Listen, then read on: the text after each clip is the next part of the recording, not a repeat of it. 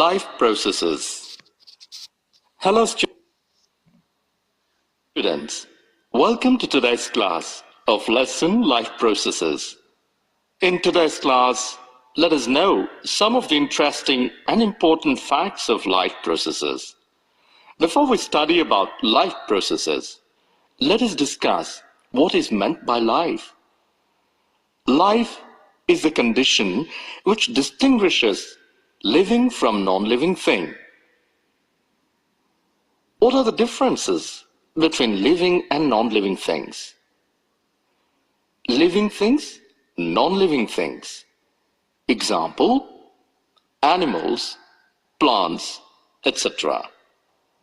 Example, table, chair, etc. 1. Movement is present. 1. Movement is absent. 2. Growth is seen. 2.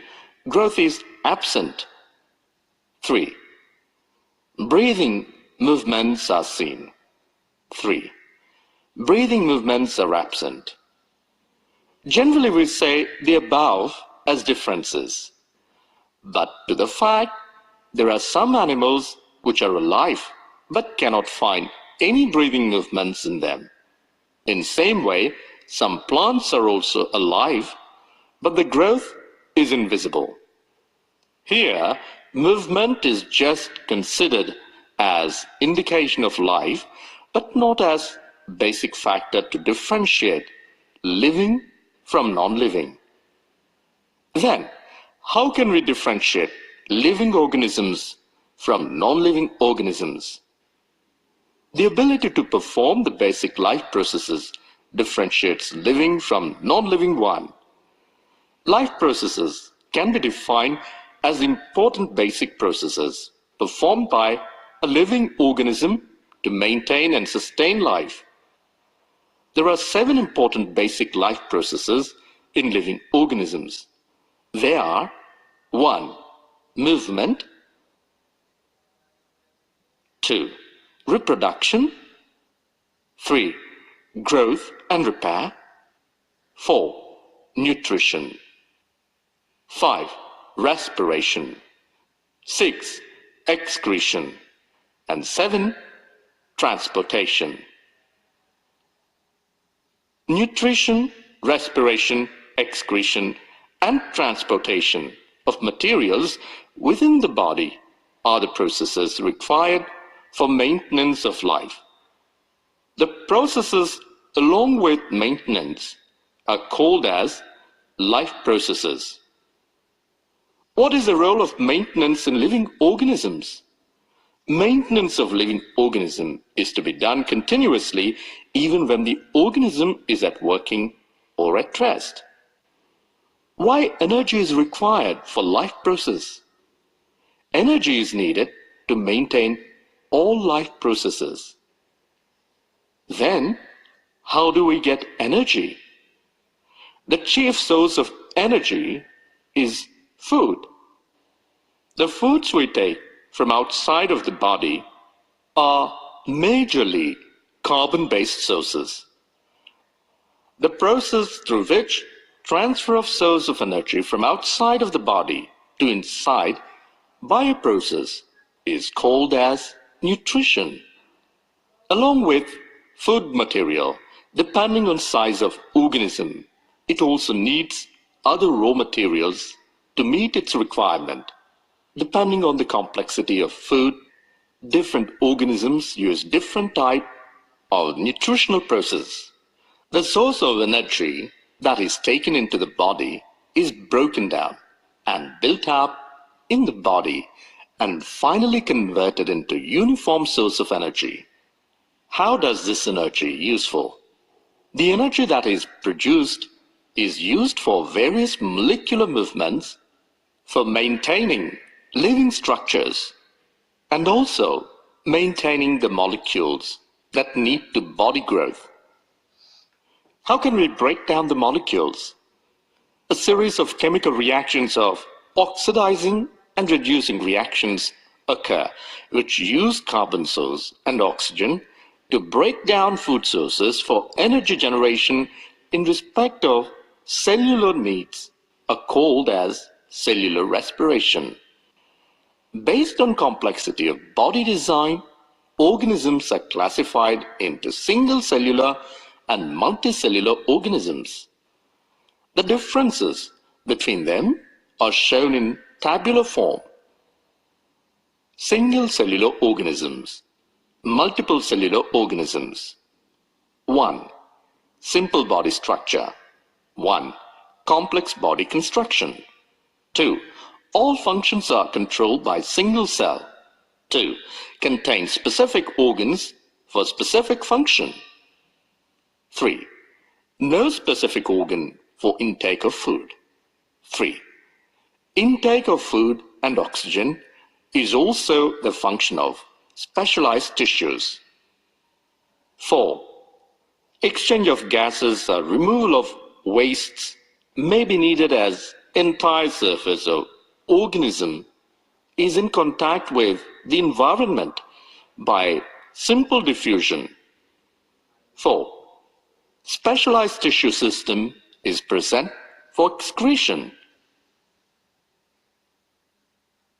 Why specialized tissue is needed for excretion in multicellular organisms?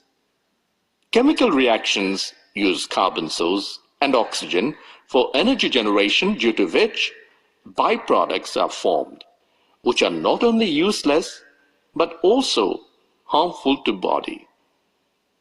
In such circumstances, it needed a transport to carry not only food and oxygen, but also for discarding of wastes by a process called excretion.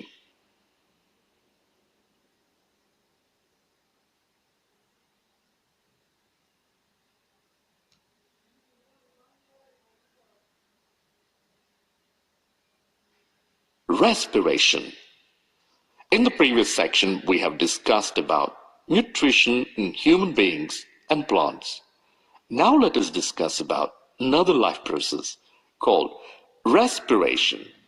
The energy produced by the cells through the food material taken during nutrition is used for life processes.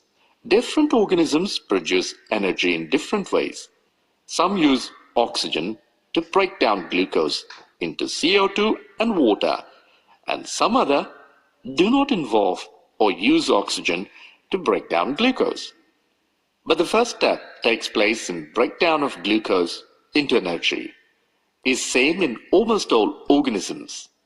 In the first step, glucose, which consists 6 carbon molecules, 6C, breaks down into 3 carbon molecules, 3C, called as pyruvate. And this process takes place in cytoplasm of cells. This is a common step in all organisms. In yeast, yeast is one of the good fungi which we use in cooking of bakery products like bread, cake, etc.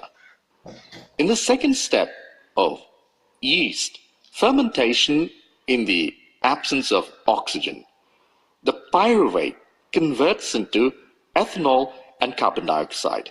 This type of process is called as anaerobic respiration. In mitochondria, mitochondria is the powerhouse of the cell which breaks the nutrients and converts into energy.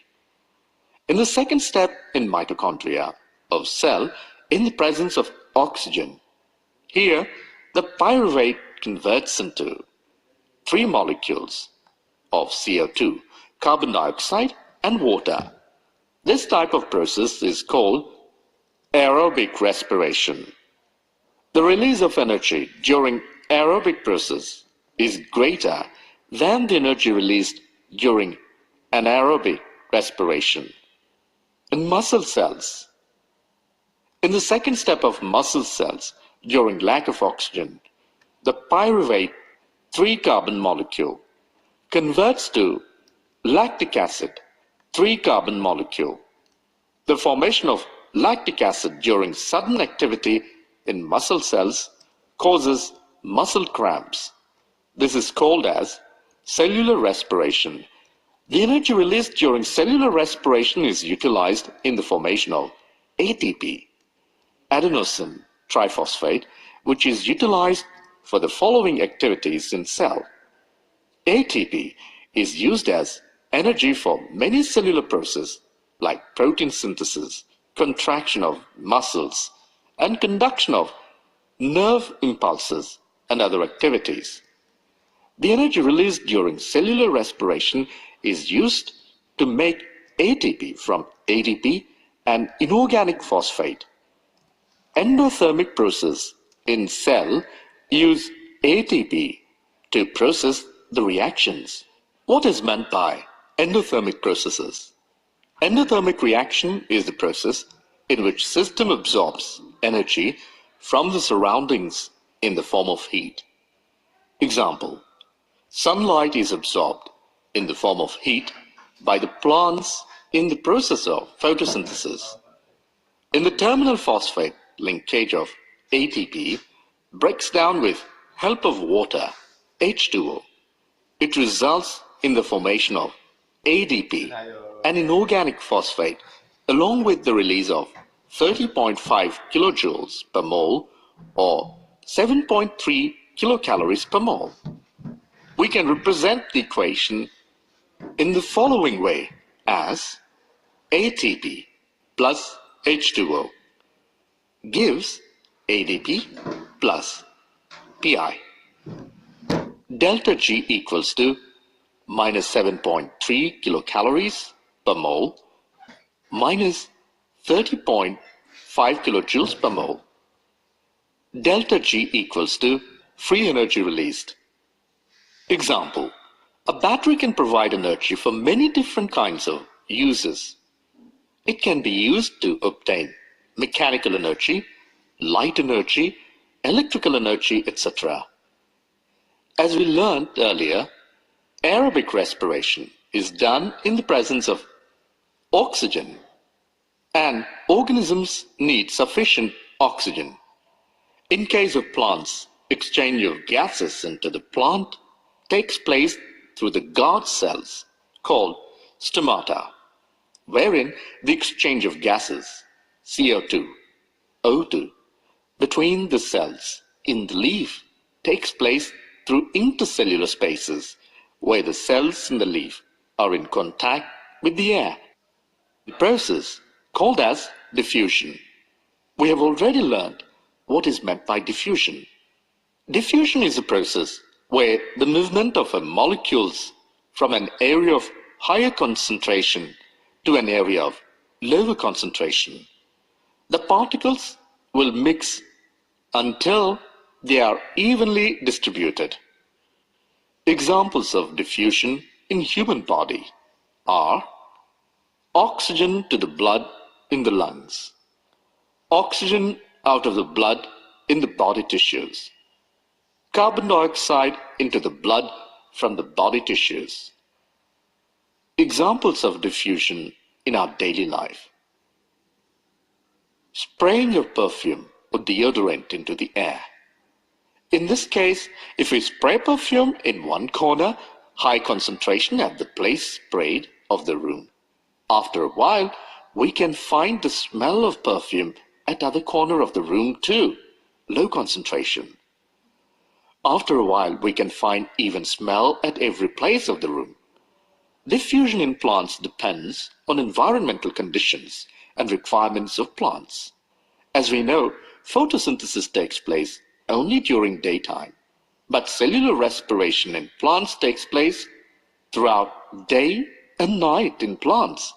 During daytime, the CO2 that is released during cellular respiration is utilized in the process of photosynthesis and releases O2. But during nights, as the photosynthesis doesn't take place in the plants, CO2 released during cellular respiration is released into air, and in nights, plants take O2 to continue metabolic activities. Respiration in animals. Animals have evolved different organs depending on their complexity of body structure for respiration. Animals intake oxygen and releases CO2. Terrestrial animals can breathe O2 from atmosphere, whereas aquatic animals, which lives in water, breathe oxygen in dissolved form in water. Let us find some differences in mode of respiration in terrestrial and aquatic animals. Terrestrial animals, aquatic animals, can breathe oxygen from atmosphere, can breathe oxygen in dissolved form in water. The amount of oxygen is good in atmosphere. The amount of oxygen in dissolved form in water is fairly less. The rate of breathing is normal. The rate of breathing is much faster as dissolved oxygen is less in water. Different organs for different animals work for respiration. Example, lungs, human beings. Gills are the respiratory organs in aquatic animals. Example, fish. In human beings, air is taken into body through nostril of nose. In fish, water is taken through their mouth. Water is forced to pass through gills, where dissolved oxygen is taken up by blood. The respiratory organ is present within the body, and the organ is covered by a surface which is very fine and delicate, and the exchange of oxygen and carbon dioxide takes place across this surface. The structure of the organ increases its surface area when it is in contact with oxygen-rich atmosphere, and there are passages that takes air into organ. And there is a mechanism for moving air in and air out. Let us learn the mode of respiration in lungs from the following diagram. Air enters into body through nostrils of nose. The nostrils consists of fine hairs that lines the passage, the way through which air passes, and also lined with mucus. What is the use of fine hair and mucus lining in the nostril passage?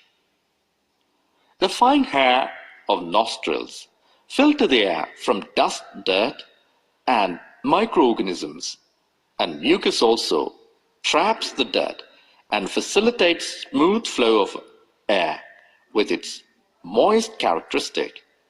Then the air passes through throat. The throat, also called as windpipe or trachea, which is surrounded by rings of cartilage. What is the necessary of rings of cartilage? ROC helps in free, unrestricted flow of air through windpipe and helps in preventing air passage from collapse. If cartilage rings are absent, then it increases pressure during exhalation on compression of rib cage, and windpipe will be closed, restricts airflow and interfere normal breathing. Through throat, air passes into lungs.